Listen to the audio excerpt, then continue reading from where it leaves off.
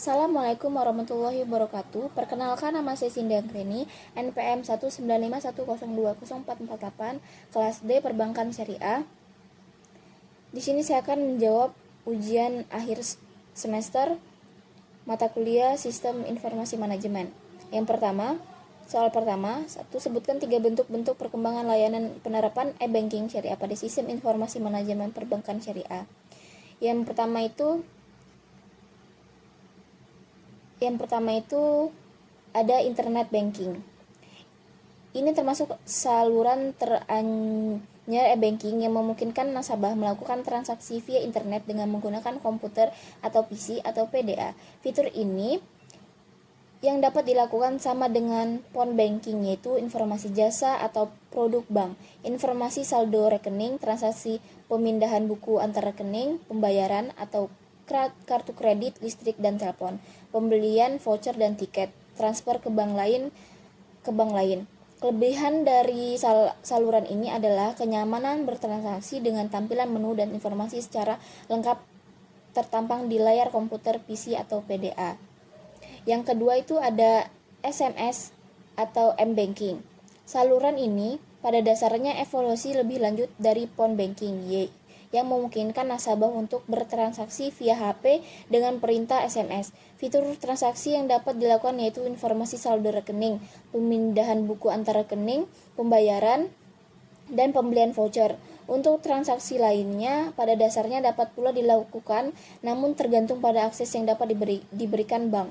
Saluran ini sebenarnya termasuk praktis, namun dalam prakteknya agak merepotkan nasabah karena nasabah harus menghafal kode-kode transaksi dalam pengetikan SMS, kecuali pada bank yang melakukan kerjasama dengan operator seluler, menyediakan akses bank, menu, SIM, toolkit, STK pada SIM card. Yang ketiga itu ada ATM, Automated Teller Machine atau anjungan tunai mandiri. Ini adalah saluran e-banking paling populer yang kita kenal. Setiap kita pasti mempunyai kartu ATM dan menggunakan fasilitas ATM. Fitur tradisional ATM adalah untuk mengetahui informasi saldo dan melakukan penarikan tunai. Dalam perkembangannya, fitur semakin bertambah yang memungkinkan untuk melakukan pemindah bukuan antar rekening, pembayaran, pembelian, dan yang terkini transfer ke bank lain. Selain bertransaksi melalui ATM, kartu ATM dapat pula digunakan untuk berbelanja di tempat pembelanjaan, berfungsi sebagai kartu debit. Bila kita mengenal ATM sebagai mesin untuk mengambil uang, belakangan muncul pada ATM yang dapat menerima setoran uang, yang dikenal sebagai cash deposit machine atau CDM.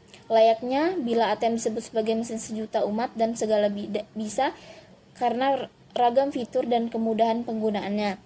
Selanjutnya ada mobile banking, merupakan layanan transaksi perbankan non-tunai melalui mobile phone atau handphone berbasis GPRS yang dapat digunakan oleh nasabah untuk transaksi cek saldo, transfer antar rekening, bayar tagihan, isi ulang, pulsa, dan transaksi lainnya.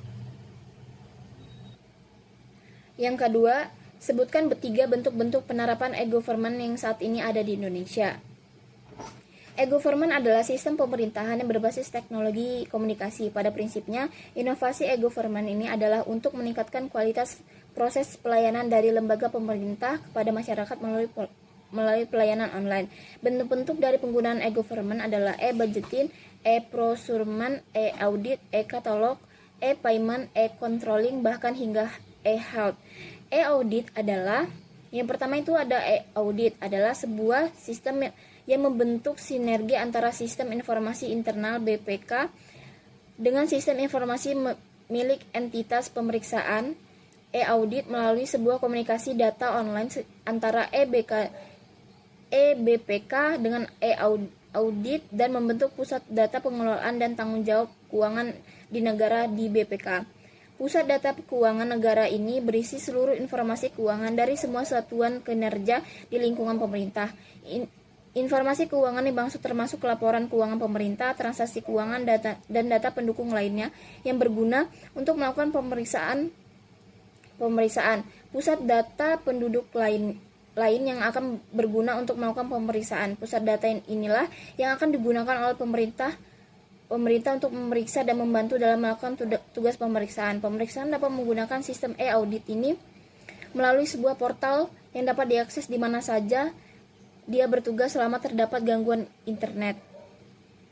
Yang kedua adalah e-katalog. E-katalog adalah aplikasi belanja online yang dikembangkan oleh lembaga kebijakan pengadaan barang atau jasa pemerintah.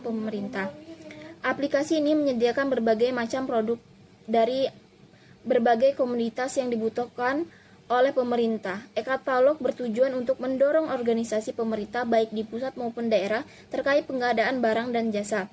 E-katalog adalah sistem informasi yang memuat berbagai informasi berupa daftar, jenis, spesifikasi teknis, teknik, tingkat komponen dalam negeri, TKDN, produk dalam negeri, produk standar nasional Indonesia, dan informasi lainnya dari berbagai penyediaan barang atau jasa. E-katalog terdiri dari katalog elektronik nasional, katalog elektronik sektoral, dan katalog elektronik lokal yang meliputi barang dan jasa lainnya. Yang ketiga itu ada payment gateway, yaitu adalah suatu cara pembayaran yang mampu membantu para penjual dan juga membeli dan pembeli dalam melakukan transaksi secara online. Payment gateway juga mampu membantu setiap toko online dalam melancarkan proses pembayaran atau metode pembayaran secara baik. Dalam bentuk ini, bentuk payment gateway bisa berupa transfer bank, kartu kredit, virtual akun, debit, e-wallet, atau di gerai-gerai minimarket. Dalam proses pelaksanaannya, sistem pembayaran ini akan melihat seluruh informasi penting dari pihak pembeli, toko online, dan juga bank.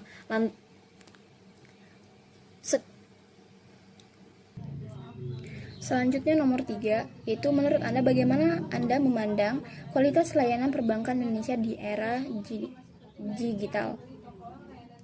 Menurut saya,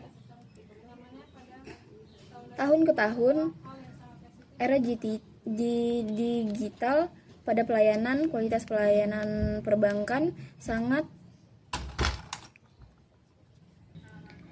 berpengaruh dalam teknologi. Di era digital ini, layanan m-banking berpengaruh keras dalam kehidupan sehari-hari. Digital m-banking atau perbankan digital adalah layanan perbankan elektronik yang dikembangkan dengan mengoptimalkan pemanfaatan data nasabah dan dalam rangka melayani nasabah secara lebih cepat, mudah, dan sesuai dengan kebutuhan, serta dapat dilakukan secara mandiri sepenuhnya oleh nasabah dengan memperhatikan aspek pengamanan. Dengan kata lain, layanan perbankan digital memungkinkan semua orang dan calon nasabah untuk memperoleh informasi, melakukan komunikasi, registrasi, pembukaan rekening, transaksi perbankan, dan penutupan rekening, termasuk memperoleh informasi lain dan transaksi di luar produk perbankan, seperti investasi dan lainnya. Di era digital sekarang, pelayanan informasi perbankan seperti m-banking meliputi phone banking, SMS banking, mobile banking, dan internet banking yang sangat mudah untuk transaksi keuangan bagi nasabah. Dengan pelayanan tersebut, nasabah tidak perlu untuk pergi ke kantor bank untuk melakukan transaksi keuangan, karena berbagai layanan perbankan dapat diakses oleh nasabah melalui aplikasi perbankan dan di smartphone kapan saja dan di mana saja. Namun dengan berbagai kemudahan digital tersebut, nasabah tentunya perlu berhati-hati dalam melakukan setiap transaksi keuangan. Pastikan penggunaan aplikasi perbankan di smartphone Anda aman dan dihindari untuk menyebarkan informasi ataupun data perbankan yang Anda miliki. Sekian jawaban UAS dari saya akhiri. Wabillahi taufiq wal hidayah. Wassalamualaikum warahmatullahi wabarakatuh.